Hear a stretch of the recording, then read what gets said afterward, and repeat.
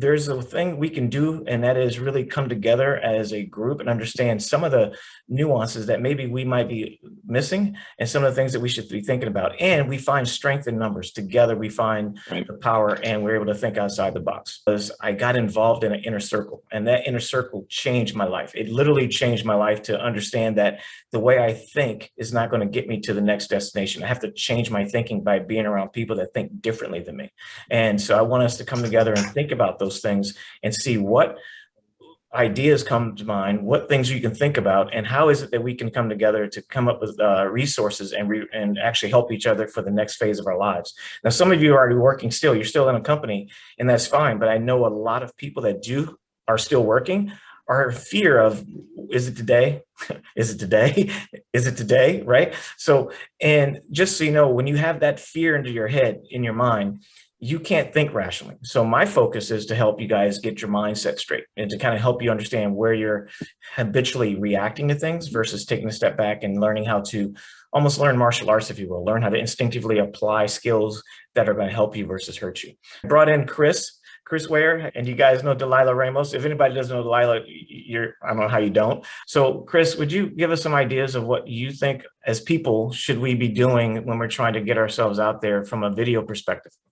So I advocate for video because A, it can fulfill your career, but B, it can fulfill it in a way that is exciting and makes you want to work with these people and want to do more for them. And basically what I consider it is networking at scale.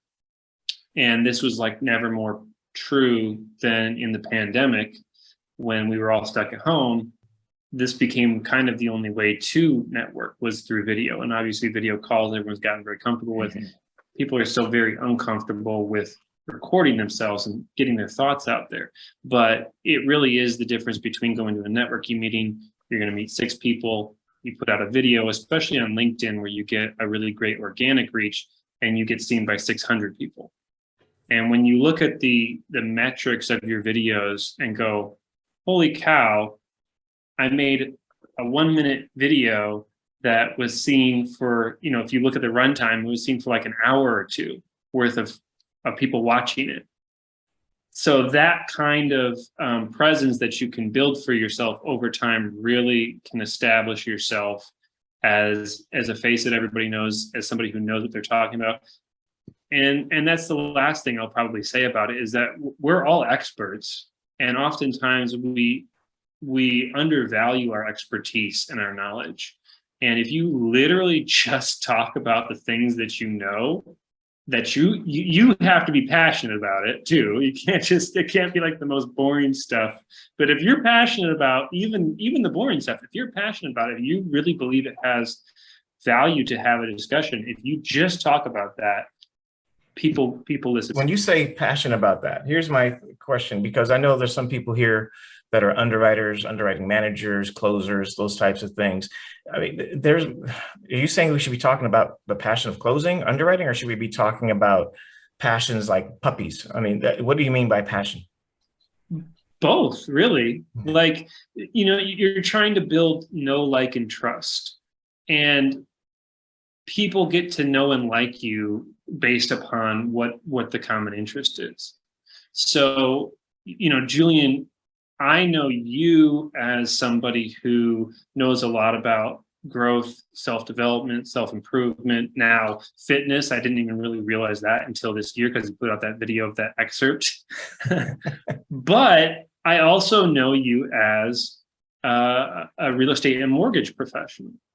And so the more I know about the different facets of your personality, the easier it is for, maybe I can't hire you, maybe I can't work with you, but I could certainly more easily introduce you. So if you pick a couple of things that are interesting to you, are fun to you, that you really can't talk about enough, and talk about those a bit, and then also talk about your profession, people start to get to know you as the former fitness person who's now, a mortgage leader. I always find it fascinating that we have sales leaders out there doing videos. I hardly ever see an underwriter out there doing a video, or even a closer or a title person doing video. Doing a video, even if you're uncomfortable, do you think they should like acknowledge that they're uncomfortable doing it, but I want you to know ... Is that a good place to go with videos? Should you share the discomfort you have? And there's nothing wrong with being honest and being like, this is my first video, I feel weird. Doing videos, like you said, I don't prefer to do them myself. I'm by myself. I feel the energy difference between when I'm talking just in an office alone to when I'm speaking to a group on a stage. What would you say should somebody do to kind of get out of that discomfort? Like, what are some of the tricks to push yourself past that discomfort? For me, I just have to commit. I just have to say, I'm going to put out a video a week, come hell or high water. And if that video is garbage, it's going out. Like, it's got to go out. You're absolutely right. I use my iPhone pretty much for everything because it's great quality. And I only do one take typically. So on Taco Tuesdays, and now I started something recently called Friday Finds, I do only one take, and nothing is really ever scripted. It's rare that it's scripted. Some of the best content and videos has come from just turning on, pressing that button and turning it on, because it's the most real you can get. And that's one of the things that I really pride myself and my organization and my company is I'm very transparent. This is who I am. I mean, Terry, you know that now I'm from Chicago. I'm a Cubs fan. I want you to really see who I am. And it's important to me. I want you to know that I'm flawed, that I'm imperfect, right? And because then I don't have to, when you are constantly having to edit and fix and correct, to me, in my head, this is just me, you guys, it then becomes a lie. And I can never keep up with the lie. On your own, I want you to ask, like, share, like, what do you see is the things that a lot of people are, just give me 1 or 3 things that people are doing wrong to get noticed, and what are they doing right to get noticed? What they're doing wrong. Let me start there. Okay. So they have, the number one thing I'm seeing is they never added value to their mortgage belt. I call it a mortgage belt. They've only worked one channel and I'm saying this, you guys, with all love, because I know some of the people here, okay? They've only done one channel, one section of mortgage, and never dabbled into anything else, and now they're stuck. So they've only done operations the last 20 years. That is it. That's all they've done. They've never dipped into sales. They've never dipped into wholesale, marketing, business, nothing. And now that operation piece, I'm going to be real, you guys, it's going to go away a lot because of AI. It's going to be automated. So that is something I'm seeing people have, are doing wrong. They just want to stay in their lane and do only what they know. They're not embracing social media and marketing. The way that people are absorbing, I'm a Gen Xer. We're the last generation that still absorbs information, old school way, telephone, mail. I like flyers. I know I'm weird. I do. I like to go to the mailbox, right? We're the last generation. Every generation behind us is absorbing information differently. You guys have to change it up, how you absorb it and then how you deliver it. And it's social media, it's YouTube, I'm sorry. So you're going to have to get on, and that's how you're going to network. You're going to build your business, your relationship. And if you haven't started, you're behind. I'm going to say this privately to all of you. Everybody's saying the same thing as if, and here's my problem with this. It's like, how can you separate yourself from everybody else saying the exact same thing? I think there's another word out there we're not really thinking about, which is this concept of narcissism, where we find people find knowledge, but they spend 5 minutes in that knowledge by watching a 3-minute segment of it, and then they duplicate it as if they're the guru of that knowledge. And I get insulted because I read the books and I hear people that, heard a 3-minute segment, and all of a sudden they duplicate it, and now they're trying to become the guru for that business or that subject and trying to get people to follow them just for the purpose of saying I have followers and now I can monetize. I also have a struggle with the concept of people utilizing other companies to represent themselves as if it's them. You'll have somebody write your post for you and you didn't do any of it. And to me, that just, it takes away the genuinity. And it also, to me, it's putting us in a bad light because we're trying to quickly get as many people as possible, but you diffuse the greatness of what you have to offer by trying to affect the masses versus just focusing on those few. So where do you find the balance in that? Consistency. Okay. Consistency is my number one key, right? I'm consistent with my messaging. I'm consistent with my delivery. I'm consistent every Tuesday. As long as the good Lord gives me breath, you will know that I'll be eating tacos somewhere, right? Somewhere in the country, maybe out of the country, I will be eating tacos. It's consistency. And eventually people will catch on and will listen to, they're going to have to listen to your messaging. Okay, who is this person? She keeps popping up on my, I've never met Terry before, but I'm sure I popped up on your news feed somehow, somewhere. Yeah, she said she saw your video. That's kind of funny. Yeah. And so it is, to me, it's consistency. And I understand what you're talking about. Like, all my support is organic. My numbers are not the greatest or not the highest, but they're organic. And I try to engage with everyone as I possibly can. Yeah. So what about the people looking for a job right now? Are you saying that they should be doing, be consistent with a video about things? Chris, you're saying the same thing. Everyone on this call right now should be doing videos? I mean, at the end of the day, not everything is going to be for everybody. You know, I don't like Twitter. I've been on Twitter, looked at it, written a handful of tweets. I don't get it. It's too much noise. I don't understand the culture. I don't like it.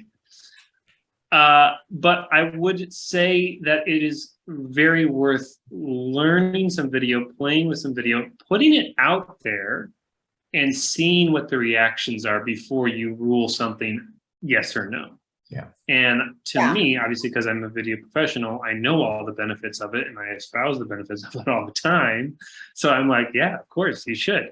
But it may just not be your medium. And so maybe you don't need to do it. You could write articles on LinkedIn. You could write other things.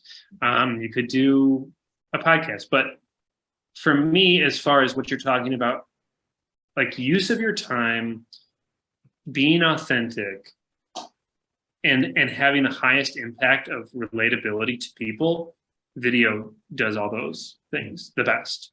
And for me, I really like it because I batch my recordings together. Delilah does hers each week. She's at a different location. She's talking to a different person. I usually batch my recordings together. So I'm recording 2 or 3 videos in a day. And then basically all of my content for the month is done. Yeah, I've heard that's a good rule of thumb. You just kind of patch it all together so you don't have to feel the stress of having to do it again. You have some resources you can just post out there, which is actually a good thing. So now, any questions? I know I've been talking a lot, and you guys, you can take yourself off mute. And if anybody has any questions, feel free to ask Delilah or Chris. Yes, I'm Tina, and I have a question for Delilah or Chris, with the video experts here. If you are a candidate looking for a job, what will your videos be about?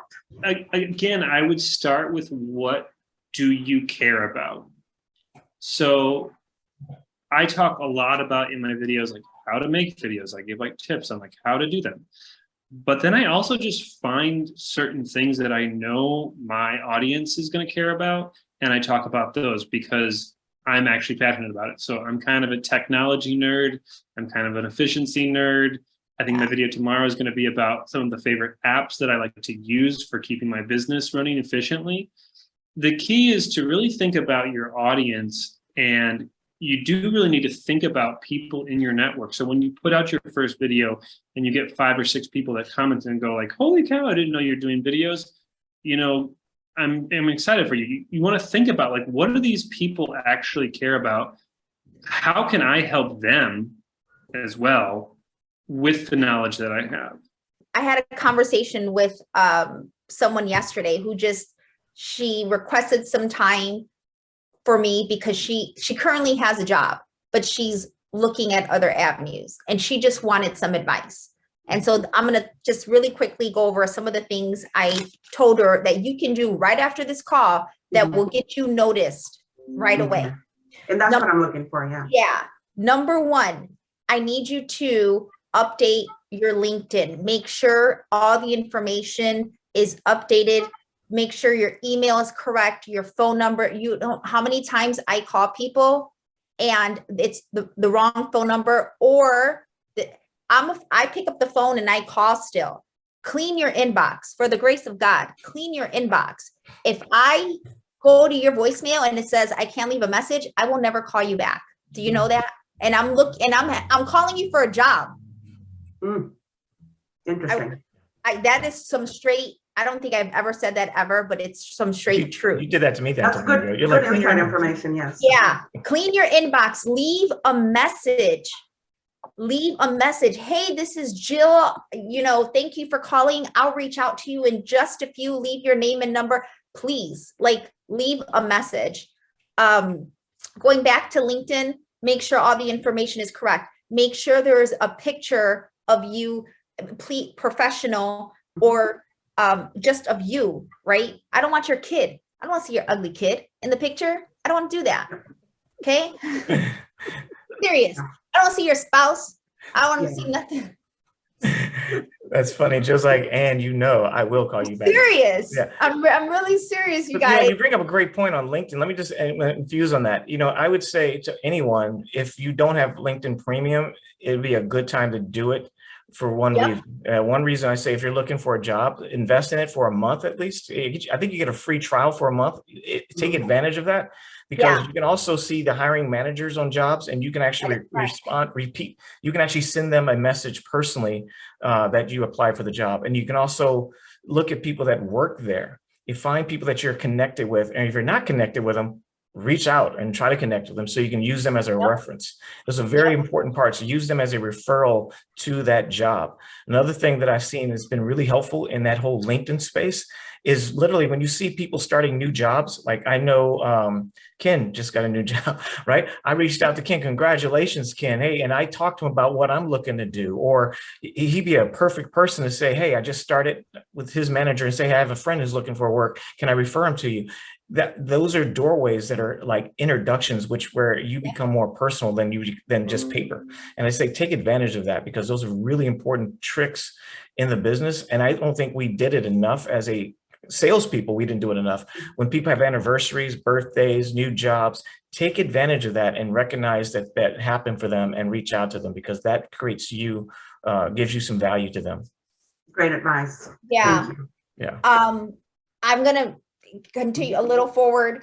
Apart from the LinkedIn, have a resume, like an updated resume. And it's okay to hire someone to do it for you. I do not know how to do old school resumes. I hired someone, someone younger than me, to get me like a nice resume, like a deck page about myself.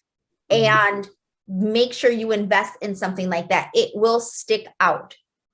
So, and you can add that on to your LinkedIn, by the way. Your resume, if you have one, stick it on your LinkedIn. Make sure that open to button is open to. Yeah. Don't close that, like open to.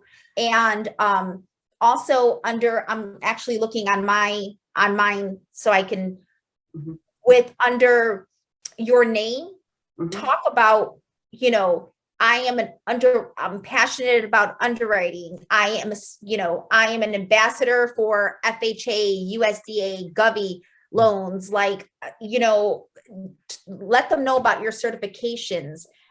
Anything that you have, please put everything on there, because that's also a walking testimony. And then back to Julian, it is free for a month. And I think it's like $30. It's well worth the $30, you guys, to get that premium. You'll get a few inboxes where you can message them, and it'll give you like who's hiring. It'll even send you messages.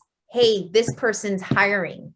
this company's hiring, and it'll show your face with that company's logo. Okay. Yeah. I'm already getting those type of things. Yeah. But that's a good idea to invest in it. I mean, I've gotten a few requests to see if I wanted to, spend, get a 3 months trial, like Julian was saying, and Do then it. continue with it. And I wondered if it was worth it, but now you've reiterated what It is. It It's is. absolutely what. confirmed And it. then last thing I will tell you, do a video introduction and send it via, Chris, what do you think? Like 30 seconds, hey, this is Lorraine. I just applied to your strategic partnership position. I would really appreciate some time and some consideration. If you have some questions, boom, boom, boom, send it. Anyone that does that, I will respond and call, because the fact that they took 30 seconds to create that, to me, is like, you're a badass. You can do it on LinkedIn, include a video. You can, yeah, you don't have to, you can do it on your iPhone, and then you can just attach it in a message. And it is, I'm telling you, even if you get their phone number in a text them a little intro. Anybody that does that gets a call and a response from me pretty quickly. Just the fact that they did that. You put in a face to a resume. Yeah. Like, Yeah, hey, to Delilah's point, we're very focused on a very stale, static interaction. So to do something like that does stand out. I remember just recently, Delilah, I interviewed a bunch of new kids, I would say Gen Z, for an internship program with the company. And there's one person that stood out. And to this day, I wish I kept his resume, because I would find him right now and have him work with me, because he was just, he did exactly that. He took the extra step. How many people right now are looking for jobs in our industry? Thousands. So if you're an underwriter or a processor or closers, or I would say LOs are kind of, and I'm going to speak to this because I don't know, I know there's some salespeople on here too. We all tend to do the exact same thing, thinking it's going to change, is going to get us somewhere. And at the same time, it makes us feel low when we're not getting anywhere, but we keep doing the same thing. So the goal is kind of like the Pursuit of Happiness kind of thing. Do you remember Will Smith's movie? Not The Slap, but the movie where he was Pursuit of Happiness, where he paid attention to how many people were on the phone and how one person would hang up and go get a drink of water. And one person, he says, I'm going to save time by not doing ... We got to do the same thing. You got to look and say, what is it that other people aren't doing that I can do that's going to make it a difference for me? You're right. And that's the key. And that, to Delilah's point, I don't know about a video for every company, but if you find one that you really, really want that role, to invest in it. I would definitely invest in that time and take opportunities. And who do you send the video to? Directly to the manager? Yeah, like to the hiring manager. You can, especially if it's a technology company, if it's that will show like so much, that'll show so much power, because it shows them that you're embracing technology and that you're different. And yeah, I would send that either to the hiring manager or to the recruiter, anything talent acquisition, I would send it. Yeah, and just so you guys know, here's the challenge we're faced with. And I speak on the brain. Most of the people that are reaching out to you, or you're sending in resumes to, they're data capturing. They're looking for a particular thing. They're not looking at you. They're looking to see if you fit a particular box that they need to fill. You're just a widget for them. So the goal is to kind of shake up that widget mind. They become zombie-like, right? They're just kind of looking, and they'll pass you on or capture your information, and then they'll set up a first interview. That first interview sometimes is linked through a Zoom, or it could be just a phone call. Either way, you treat it as gold. You treat it as gold, and you do everything you can to make sure you stand out and don't go into this world of I need, but you deserve to have me. Yeah, you really want me, right? The last person I hired, that woman sold herself. She was like, you need me. And I was like, whoa, blew me away, because no one ever talked that kind of confidently to me. And I think it goes back to, well, maybe I do need her, so definitely stand out a little bit.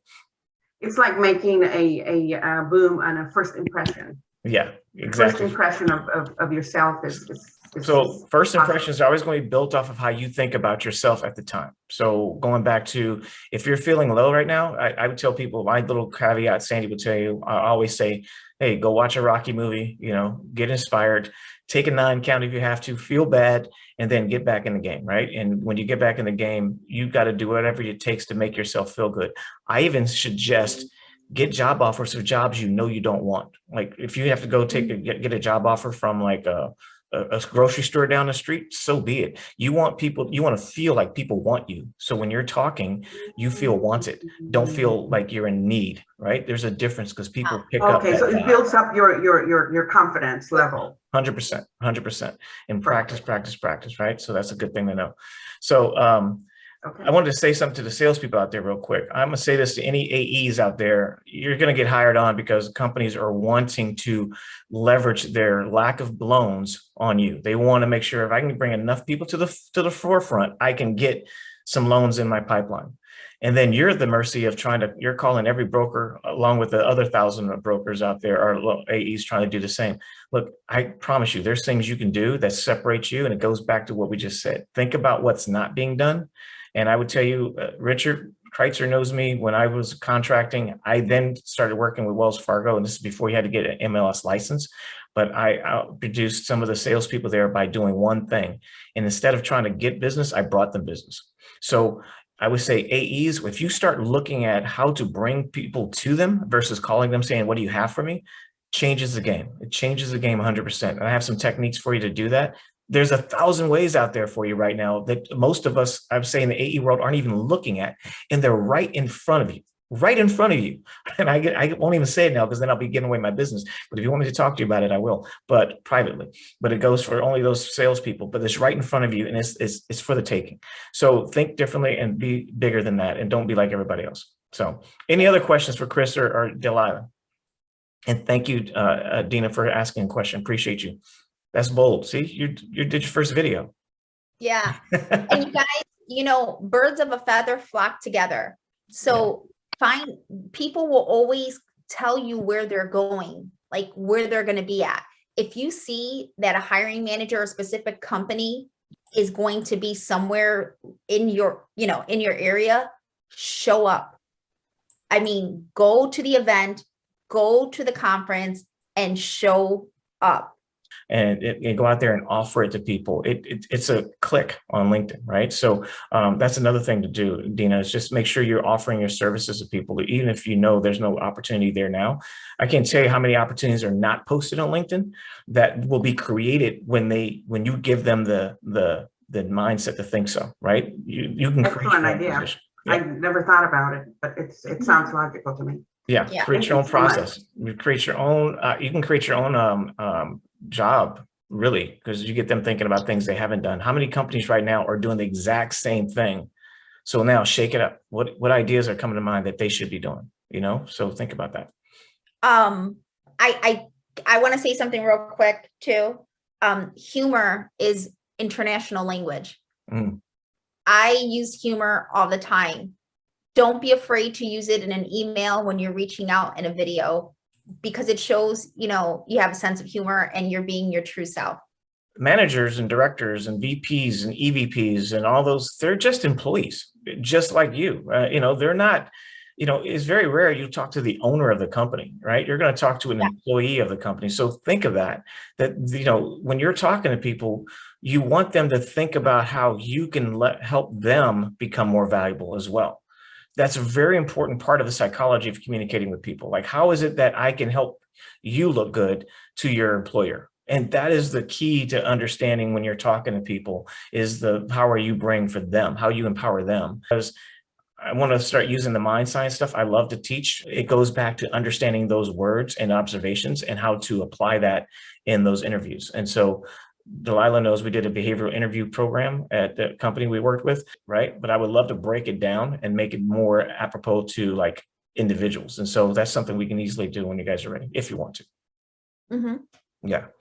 So any other questions? Richard, I'm going to throw you out there. I mean, you just came from another, you like left, you went to Narnia and now you're back. So why don't you ask some questions or say something?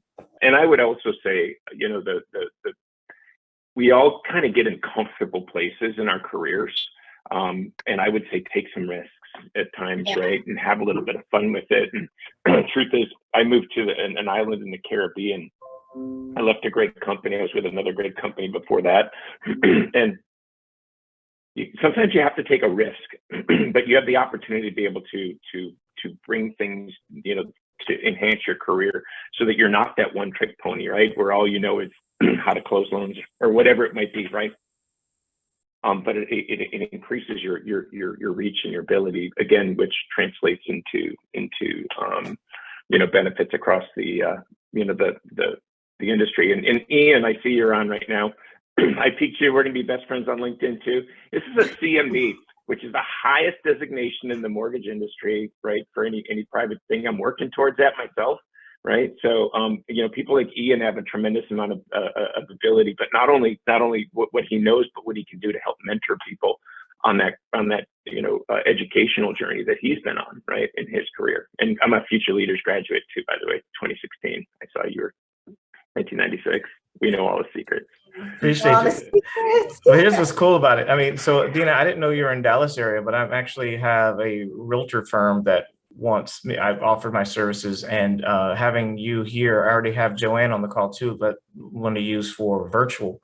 But locally, if you're in the Dallas area, then we can talk about that, because that's something we're going to be doing. So definitely let's talk about that. So this is what the whole concept of doing this is for. It's like to collaborate.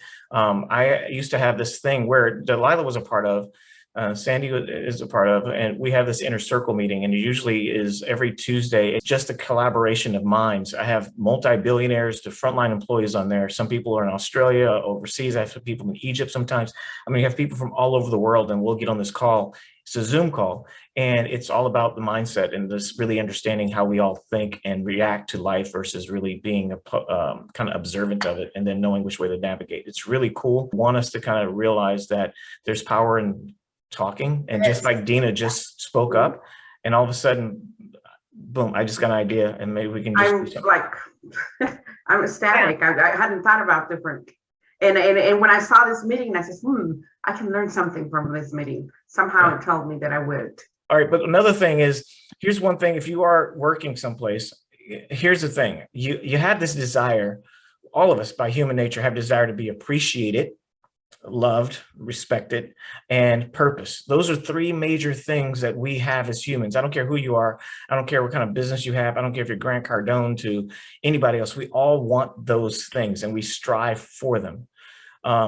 So Sandy does something with her company where she literally has created a employee, what'd you call it, Sandy? It's kind of where did it go? Sandy, you there? I don't even know if she's there. Employee recognition. Yeah. Program. Yeah. She does something really unique, is that she does, to Chris's point and Delilah's point, creates videos that aren't professionally done. They're actually kind of funny, like cheesy done, right? They're done in a kind of a jokey way. But what is the things that you focus on when you deal with the frontline employees? I would say support staff. What are the things you guys focus on there? Yeah. Well, we have a couple. We have one where it's a contest. And leadership, as well as the sales team, will, actually submit their people that they want to nominate.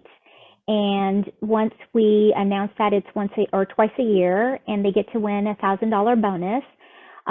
But the biggest thing is it's part of a membership. They become this member of the Rising Stars. It's called the Rising Stars.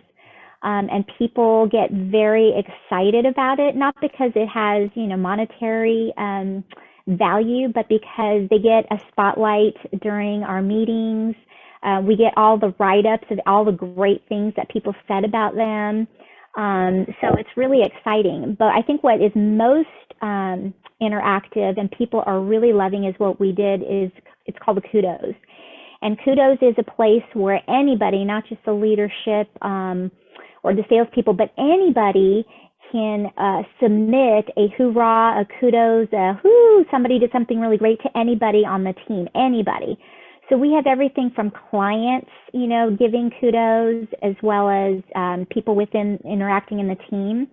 And we read those every quarter in our meetings, and people are loving that, because what it's doing is it's bringing a camaraderie. It's almost like we've become more of a tribe. Because of that, you feel the love between different teammates and people.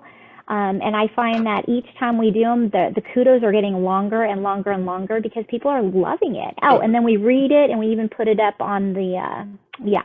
That's what I was going to say, is like, it goes back to what I had to bring that up, you guys, because that's no different than what I just said. People want to feel like there's a purpose. They want to feel appreciated and loved. And companies tend to lean on like gazoo points or like thank yous, but taking time to actually appreciate other people. So here's what I'm trying to get to. How do you leverage that in our people that are looking for jobs right now or people that are working? Understand that if you can show appreciation to somebody, like literally not say thanks, but literally define, like, Dina, I don't know, let's say this. I don't know if Terry has kids or Dina, you have kids, but let's say you did something and you said thank you, but you said, look, knowing that you have kids and you did this on a Saturday, I really appreciate that because it really means a lot that you took time out for me personally when you could have been with your kids. That's a big difference than saying just thank you, right? So when you guys have somebody that refers you, or if you have a request for somebody, make sure you're very intentional about your thanks, because that's going to make a huge difference when you're asking for something and you get it from them. So I like people, if you don't have anybody giving you what's it called, recommendations on LinkedIn, I would say do that. Reach out to people you've worked with, reach out to people you've bumped into. If you've done anything for them, ask them for recommendations. And once they give it to you, thank them enormously, because that's going to mean a lot more than just accepting it and walking away, because human nature is desired to be appreciated, loved, and purpose, right? So you can do all that in one sitting. So I use what's happening with Sandy's success with her employee program with it's human nature. She's honing in on human nature and taking time to interview them like a talk show host would, and do spicy videos with that, and have it short enough for people to keep the attention, but long enough where people feel appreciated, right? So those are the things we want to do. All of us, Delilah, Chris, and I came together. We talked about this. We want to do something different. We want to shake it up. We want to create a tribe, if you will, of people in our industry that really want to leverage each other's knowledge and not be shy to be human, right? And not just focus on our industry, but focus on our livelihood, which is individual interaction with people.